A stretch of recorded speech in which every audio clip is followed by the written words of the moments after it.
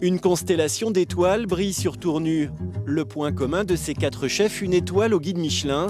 Cette distinction fait d'eux des chefs hors du commun, guidés par leur passion et leur générosité, avec une folle envie de garder les pieds sur terre. Ce jour-là, Valérie Melien a exceptionnellement retardé de quelques heures ses emplettes. Favoriser les produits locaux est une évidence pour ce chef originaire de Tournu, formé chez Jean Duclou et Paul Bocuse, et étoilé depuis 2013. C'est mon quotidien. Tous les matins, je viens voir mon petit fromager parce qu'on découvre tout. Regardez, comme là, des nouveaux fromages tous les jours. Des choses qui sont bien de la région, des choses qui sont bien affinées, qui sont bien faites par des bons producteurs. Donc pour nous, c'est très important de venir là tous les jours et de choisir que des nouveaux fromages tout le temps, de suivre tout le temps. Ça vous donne des idées pour tout le temps. des plats Ah voilà, ah oui, oui. Plus tôt dans la journée, c'est en cuisine que Valérie s'est illustrée. Avec une cuisine détonnante, à base de produits locaux et saveurs du monde. Les cuisines, justement, le théâtre des exploits de ces 4 fantastiques qui vivent en harmonie à Tournu. Je pense qu'on est tous là pour se faire plaisir peut-être à quelque part, comme s'il y en a un qui est bon, on essaye de suivre, là, et puis on essaye tous de... C'est un engrenage, on ne s'en rend pas compte, mais c'est aussi un engrenage. Mais moi, je pense que non, au contraire, on est plutôt soudés quand on a besoin, on s'appelle. Plus loin et un peu plus tôt aux terrasses, le coup de feu est proche.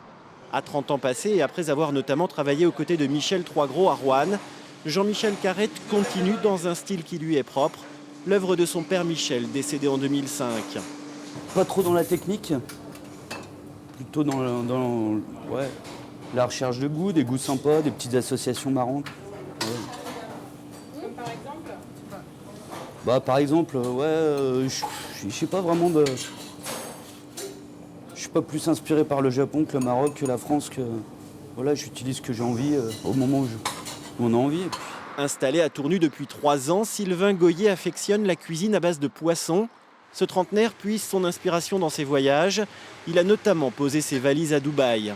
Ça apporte surtout au niveau du management. L'esprit d'équipe, c'est extrêmement important à l'étranger, parce qu'on travaille avec des gens d'une autre culture, d'autres horizons. Donc c'est vrai que c'est quelque chose qui est primordial quand on travaille à l'étranger. Et après, au niveau de la cuisine, c'est les petites touches de temps en temps asiatiques ou indiennes, des épices, des poissons travaillés un peu plus crus, des choses comme ça, qui ont de l'importance maintenant dans la cuisine qu'on prépare ici tous les jours.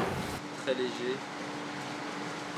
Autre style, autre plat, Johan Chapuis, l'autre étoilé de l'avenue Gambetta, cuisine un foie gras façon Greuze. Mais pour les franco-gourmandes, les produits du terroir seront préférés.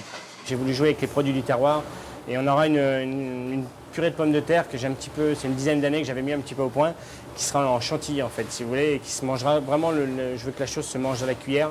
Donc une purée de pommes de terre liquide et avec des escargots, le bœuf et les escargots, l'originalité de la Bourgogne. L'addition de ces 4 savoir-faire devrait propulser les festivaliers dans un tourbillon de saveurs et leur mettre des étoiles plein les yeux.